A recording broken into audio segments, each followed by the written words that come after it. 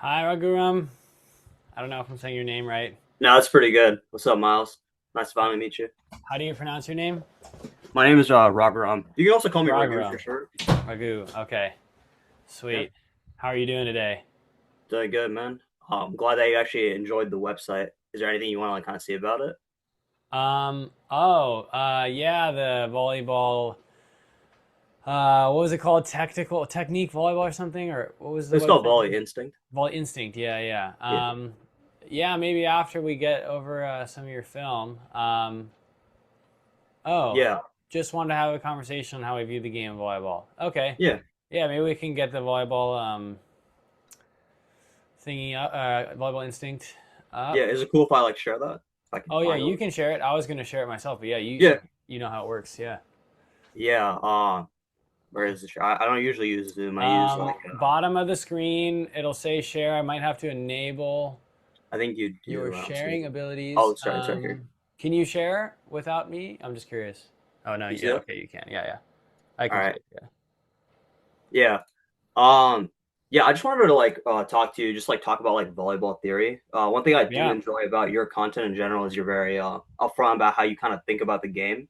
And I would say that I think around 2 years ago, Uh I huh. ended up watching one of your videos where you're basically explaining like how you approach like the game of volleyball offense, but it felt extremely abstract. And I also had like my own ideas, which is why I ended up trying to make like this website because this website's supposed to kind of like represent how I view like the game of volleyball. But I Yeah. kind of wanted to just kind of dive into specifically how you approach volleyball offense first, and then I'll kind of go in about like my kind of view of it. Yeah. Well, if you could just keep the volley instinct thing on. It's kind of weird to look at myself talk Yeah, yeah, no twice. worries. Um, with the other tab. Yeah, I think in approaching it, I think about first things that happen first chronologically. So after you pass, like what are you Hmm. doing first? And then people are typically really concerned about contact point Right. and like that. But, you know, the things that lead to that happen, you know, of course, earlier.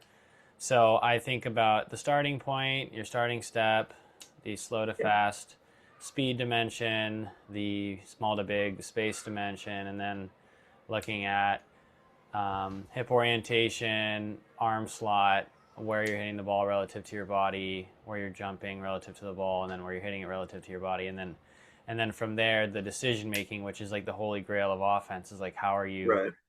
I mean, it's actually there's I'd say there's equally two equally holy grails is can you make the right decision um, with vision and instincts, but also can you execute that decision? Because Yeah. Is it anyone cool if can I like dive see. deeper? So that's how I see it. Yeah, just to ask like a clarifying question on that. Like, I think one thing I like about beach volleyball in comparison to indoor volleyball is I feel like there's more expression of the player, and For people have sure, very different styles. And so, if you look at like a guy like Christian Sorum, he has like a very late decision point, and like he's really using like vision. absolutely, He's taking like a look at the court. Whereas I would say yeah. somebody more like Ahmed Tijan focuses more on just getting like to like the right positioning of the ball. I want to know necessarily like when do you make like your decision because personally for me I know people have like different views but I always make my decision in the air and I never go into an approach thinking I'm going to hit X Y or Z shot. I always try to make it in the moment itself. Yeah, it really depends on that second holy grail of like what can you execute when if you can't decide and change your arm path to facilitate that decision becoming reality, then you should decide earlier. Because if you can think cut shot super late, but you never get it over the net or it's super loopy, then you got to think it earlier until it's good enough to go down. And so Gotcha. you're balancing like, all right, well, if I decide really early, I can prep the arm path and approach type to facilitate that, and it'll maybe be a better shot that's not getting touched by the block or hitting the net or going out. Hmm. However, you know, the longer you wait, potentially you can have a crappier shot, but it's in the right direction away from where the defender or blocker's moving, and then it doesn't matter as much the quality of the execution. And so you're constantly balancing execution with like decision point delay, and you're trying to you're balancing like theory with practice. Like Yeah. I know what I want to do, but in theory, but can I do it in practice? And you're constantly like Hmm. theoretically I want to decide super late, but practically I Right. don't know if I can. So you're constantly, it's just like a seesaw. And depending on your mechanics, some people have strategies that favor them, basically. Yeah. So, Is it cool if I like dive into like my framework on how I yeah, approach like the offense? Yeah. So usually, I'm actually I would say I think a lot about the game, and I think from thinking of a lot about the game, it eventually became instinct, which is why I call like the website Volley Instinct. But essentially, that's sick.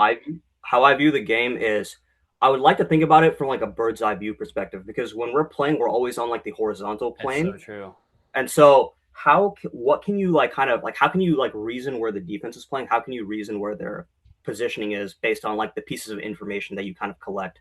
And so Right. like the way I kind of approach the game is to me the most important thing is positioning because off positioning you can have greater vision when you're like purposely like well placed behind the ball and you Correct. have like the right position. So you can see the screen, right? Oh, yeah, yeah. Okay, so the way I actually see it is like obviously we're playing in this is kind of like horizontal, but like the way I see it is there's like an x axis if we're like talking about like an x plane, and then there's Yep. also a y. Is this the right way? Sorry, Right. it should be opposite right here because the way it is. So I consider this like horizontal positioning, like x, and Yep. then this is y right here. And Okay. so this is speaking about from the offensive point of view. And so Right. if a setter, we're talking about doubles, sets the ball in this straight kind of manner, Right. the way I think about it is obviously I'm a right-handed player, so wherever I'm starting from, I come inside and I go push out to the right. That way I can adjust the ball if it's more inside or adjust if it's more out. But the way I see it is like I want to align my hitting shoulder directly in like with like the ball, and I feel like when I have these kind of components, I have like the greatest vision, and like based on that, I can kind of make my decision. Basically, seeing like while during the approach, I'm taking a look at the court, see if like the defender is in either direction. If I see the Right. defender, for example, in here, and then I see the blocker in my peripheral vision going and covering line, I know most likely this guy's over here. I'm thinking about maybe Right. hitting a high line in that kind of situation. But one thing I also wanted to talk about was how the XY plane changes based on like the set trajectory. So, for example, in an ideal situation, you're probably setting straight forward like this, but if, for example, it's an out of system set and they're setting from over here and you're approaching into like the set, I think what actually ends up happening is like the X and the Y axis like kind of rotate, meaning that this is now like the new X axis and Hmm. this becomes the new Y axis. Hmm. And so I kind of like I sometimes think about like kind of I mean, this is essentially how I think about like the game because I Yeah. think however precise you can be to the ball gives you like the greatest leverage because it's Right. not necessarily how high you jump; it's about how well positioned you are. Because like the greatest Right. bounces isn't necessarily like how high you're in there; it's like how well positioned you are to hit it down. Right. Because I think like the moment you have this kind of component, it's pretty easy to hit like a bounce in this kind of area. I know that's kind of like a little bit all over the place, but if you want to like clarify, or you want to add your own thoughts onto that. That's kind of how I look at that. When you rotate the XY Yeah. axes, are you shifting your approach angle so it maintains the same like relative angle to the new X axis, or are you still keeping it the same inside out relative to the net? Or is No, it I like, would definitely say. Oh, sorry about that. Sorry for cutting off. But no, I would it's okay. definitely say I shift it right because like if it's over here, uh, it's gonna be more like this in a normal situation. But Right. Once if it's it's off, over here, it's more like that. I want to say, yeah. yeah, But relative to the new X axis, it's a similar inside out. But when you look at compared to the old x-axis, it's almost outside in that new approach. yeah. I'm trying to think. This is like how I think about it. Maybe sometimes like I think Yeah. I'm trying So to you like explain. maintain the same relative angle, you just shift the x-axis. That's how Yeah, I'm understanding what you're saying. Which that's yeah, that's an interesting way to think about it. yeah, Yeah, that's super interesting. yeah. I think yeah. One thing I remember you speaking of specifically is if you were making like a approach. I remember I saw this like saw a video that you like made it like in the very past, but something about like the pyramid or something where Yeah. yeah, can you like kind of dive into that because I didn't exactly understand, but if you want, I don't know if there's like a way for me to give you permission just like draw over this or just maybe you go over it Yeah, I can yourself. annotate on it. Yeah. Sick. Let's go. Yeah, I mean, I'll think about it like so. Like I'm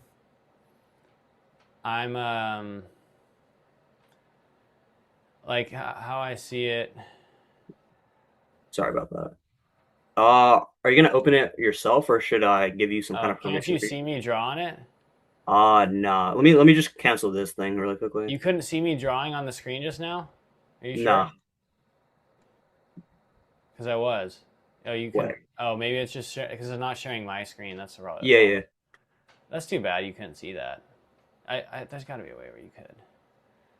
Um, Here, let me pull it up and just share that specific window. Chrome, Chrome. Okay. Yeah, I Volley. can see it. So yeah, I'm approaching. No, this is the Zoom one. Where's your one? Oh, here. So yeah, I'm going. Yeah, basically I see it as if you're right-handed on the left side, wrist away is this way, cut back is roughly that way, and straight is middle. And so I just try and think about like the highest hit is your straight one. The more you curl it, the lower Yeah, it's yeah. going to cross the net. Typically, like on a hit, but you can obviously like loop any of them, and so they'll all cross high. But to me, you gotta like, and I liken it to tennis. So tennis is like you have a fastball serve Yeah. um, equivalent where it's like your flat serve, and it's just not much spin. You're just trying to hit as high as possible. The kick serve has top spin. The screwball tennis serve has like the other version of top spin, Gotcha. the other direction. But and then baseball, like you have a 12-6 curved ball, you have your fastball, and you also have the screwball. And so there's other things like sliders and Yeah. sinkers and stuff. But the idea is, and this is what I would talk about with Andy, is like for whatever reason the fastball, the one where you're not pronating or supinating over it, you're not like going thumb up or thumb down on it, you're just more or less just pronating very slightly. Okay. That's the one that crosses the net as high as possible, but it will not curl down very well, but it will cross the net high. And then the other ones like will cross the net lower, but they have better curling down abilities too, and so sometimes you can get more control on them. Whereas the other one's kind of like a spatch, but it's Gotcha. yeah, that's the pyramid. Is like one is going wrist away, and then yeah, and then ideally like you're trying to think like I'm hitting. Um, I find it very stressful to maintain arm paths that go like super sharp. That's why I think Sorum gets into trouble when he does. Is he's trying Okay. to hit this hit or like the other hit, and it's just like such a wide delta in between. Whereas if you just worry about hitting this hit high or this hit sharp, then the delta is smaller, and I think you can delay the decision point and effectively do it, and the blocker can't pick up on it as easily. And as long as you switch the halves that you're playing with, and you're here one half, here the other half, here the other half, and sometimes you can even play with like just only hitting the middle, then you can functionally make it like look like you're covering the entire court. But in each given attack, you're restricting the attack like location to the half of the court, and that's the idea with the pyramid. Is like your Yeah. spatch hit is your high hit, and then your thumb up or thumb down hit is the one that curls underneath that, and typically tough for a blocker to take both of those, and so you can usually it's like a winning strategy if you pick right and execute Yeah. it. So that's the idea. Um, that is the idea. Yeah. Yeah. Speaking on like the when you talk about like decision point and stuff, like speaking on your kind of game, like when do you end up making your decisions? Do you ever think like even before like the play, or are you always making your Yeah, decision on the fly? it's a little bit of a black box. I Right. I try in practices to kind of think about it. Really, it's tough when you don't, like you said, have the positioning proper. It's very Yeah. difficult to maintain it. You kind of like just fall into your. I gotta. This is a good excuse to really look this up. Attraction wells. You fall into your like, why? Why is it asking me my location? Attraction wells. Uh-huh. Um, oh, this perfect. Let's go. I need to For sure. remember this graph. Um, okay, so this is like how skills become stable. Yeah, yeah, yeah. Okay. And like if you can get it over the valley on the other side and into this valley, then it's like stable and it attracts. And so you often fall into your attractors. It just forces you into them over time.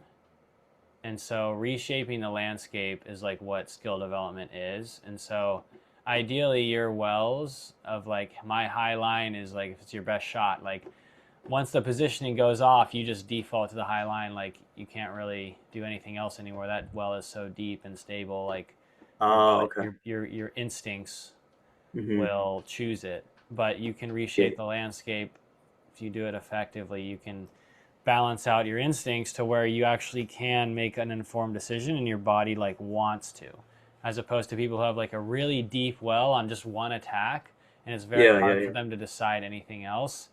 Like that attack could be like 3% open, like barely open, like the defender's so close but not all the way there and they'll still do it, They'll still do as it. Yeah. opposed to switching to the more open part of the court. But that shot is like not even a well, it's like a hill. It's like very unstable. It's like putting the ball like right here, like it's gonna roll down into one of the wells. And so that's how I view it. I'm like, dang, I got to get a better well Yeah, in yeah, yeah. my new thing that I want to get, because you can't really just decide it. Your body like knows where the wells are and it'll roll down or whatever.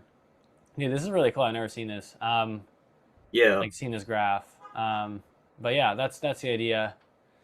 Yeah, I would say that the way I approach like kind of like building like the skill and like the ability to kind of create options, I'm personally somebody more that likes to just play like a lot of games, and I like to just like deeply think and not be kind of attached to the outcome. I know Yes, specifically that that's you, good too. yeah, I I know like it's, playing a lot of games too. If as long as I'm getting served yeah. enough. Yeah. I know you also like one thing I don't do at all that I know you speak highly about is like wall ball and stuff and like being able Yeah. to kind of do that. Like, can you tell me like what like that does for you and like how that actually builds your skills? Because to me, I only just play a lot of games. I freestyle and I just try to think deeply when I'm playing. That's how I kind of Yeah. Yeah. I see it as like a laboratory as opposed to the wild. And so the wild has a bunch of variables that are difficult to isolate. And so if you want to really figure out if a new technique works or not, I hmm. like testing it first in the lab, and if it can pass those tests, then I transition it to the wild, and if it can pass those tests, then hopefully it can earn a spot in my like game under pressure. And so that's how I think about it. It's just hard to isolate, like with passing, and it's just really even isolate, but really even just get the reps. I mean, if you're Yeah, shanking a ball that's high on your right side coming from left to right, yeah, you're getting that like one or like 2 to 3 times a game, and I want that on the wall like 100 times in a row in like 10 gotcha. games. Yeah, And so, and like that's why you can't really win the race for reps unless you're on the wall, yeah, for especially for like specific technical deficiencies, like this serve line to line on my right side, traveling high after I make like a false move to the left. Like, all yeah, right, yeah, yeah. I'm not gonna get that. Like, so you just have to be good at simulating it and throwing it off the wall at the right angle and like tricking yourself that it's the game, and like, really kind of believing that. And then I, in my head, like I think it'll transfer, and it does transfer, and it makes me more confident. And I feel like, so that's why I do the wall stuff. It's just the reps, you can't get them as high enough. And also it's sunny and it's sand is dirty, and Yeah. like it's a kind of a big thing. You got to shower off and stuff. But at the wall, you can just quick get some reps. Like if it's like super low intensity, you don't even need to shower afterwards. You're not even like sweating at all. And so that's like, and you can do it multiple times a day, and or even like more times a week and stuff like that. So, and it doesn't require anybody. It's just you and like literally one volleyball. So Yeah, building on that really quickly, I like the I idea do that it have doesn't. to. I have another call at 12:45. Yeah, Um, Actually, no, I don't. But I still would like to respect these calls to the time ish. Although this has yeah, been very interesting, and I feel like we think very similarly. It's pretty rare to find someone who's yeah. thinking and talking like you, so that's cool. I am curious though. Can I post this to YouTube, dude? This has been like a really cool conversation, but I don't have. Yeah, I would love to post it. Is it cool if you also just Okay. like tag my like YouTube channel as well? Yeah, I can do the share share. You can like share YouTube videos now. You can like collab post them. Yeah, I would I've love done that that. with someone before, and it's like says like both channels in the author part, and like yeah, I can do that. I think this would be pretty cool for people like who think similar to you and me to see your app, Volley Instinct, which is like Yeah, super sick, and then appreciate that. yeah, just what we've been talking about. But yeah, we can go for like 5 more minutes, and then I should hop off.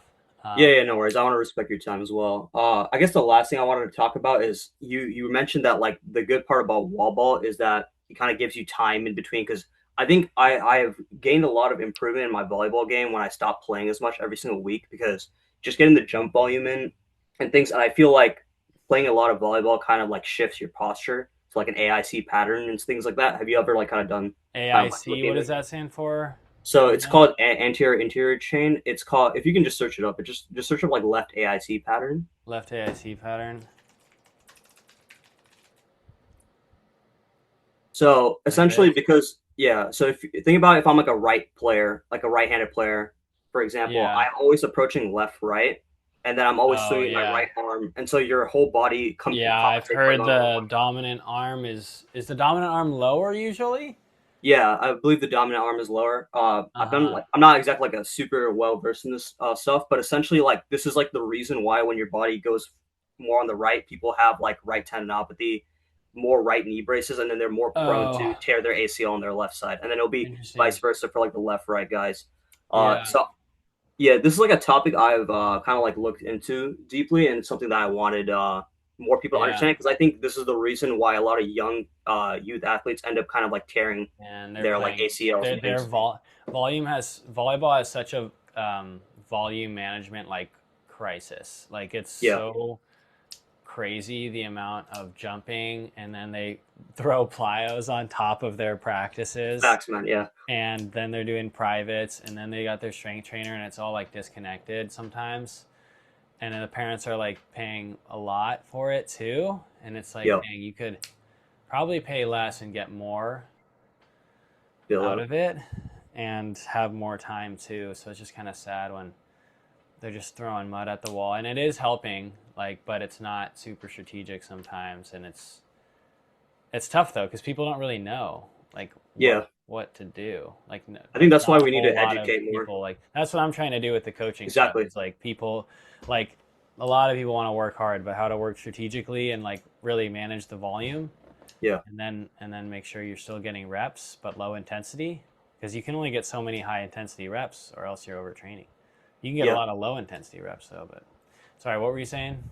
No, I was just gonna make. I was just basically saying that like it's important to like highlight these things, which is why I appreciate what you're doing, and then I that's why I'm also trying to make some try to bring this like up to light to the in the community and stuff. Yeah, are you a coach or you where are you based? So I'm based out of Bay Area, Bay. California.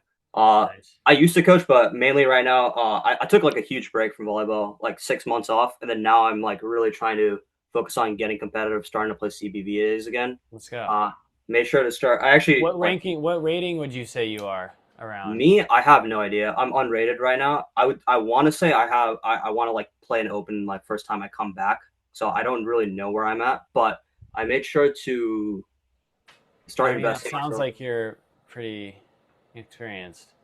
Yeah, my main background is I played volleyball for UC Davis on the men's Oh, so club you team. played. Okay, yeah, yeah. Yeah, and then now I've started to enjoy outdoor more often. Like I would say that the last 3 years of my life I've been very injured because I tore my like LCL and stuff, and this is why I did a lot of research on anatomy and these kind of things, and I wanted to Dude, bring this kind of same. stuff. Yeah, I didn't probably not the same route you did, but just looking at it, yeah. yeah, yeah. Yeah, I made sure to start investing. I put some money into like a home gym so I could actually start working. I know Oh, you're that's also on great. THB and stuff. I did Yeah. their program like a while ago, and I'm just trying to like use some of their concepts and try to Yeah, really they have some get great back in it. videos where you can kind of piece together like pretty much what they give you Yeah, as a paid I version. The really like pay their is long more just content. for the pay is so you can ask them questions on technique and like Yeah, kind of just feel confident it's relevant to your situation, I guess. But 100%. Yeah, well, cool. I hope we can keep in touch. If you're ever interested or hear of people who are interested in like my coaching stuff, yeah.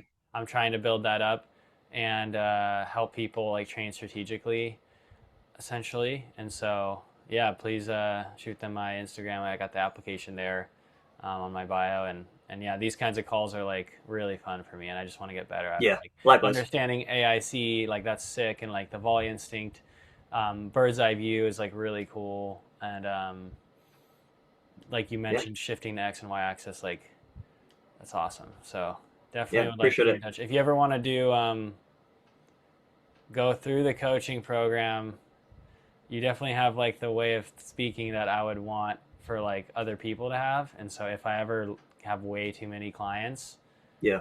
like you'd be great at like taking some of that volume. If you're ever interested in that, like if it's mutually Oh, beneficial. well, I don't know if you're looking for work in that way, well, yeah, I'd be but very interested in that. I don't know how that would work. I've never done it. I just know for these online businesses, like once they have Hmm. 5,000, 2,000 clients, like Yeah. they need people.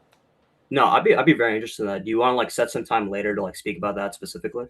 You'd have to go through the program first to like just Gotcha. understand what it is. I Okay. think I'll use that as like a gate they have to go through, and it's also like training on how it works, and hopefully it helps them too. But yeah, Gotcha. we can definitely connect on that.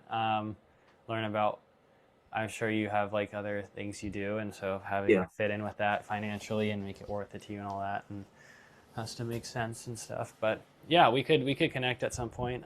We can maybe text about it. What's your phone number? Or this is YouTube. Yeah. This is YouTube. Don't say it.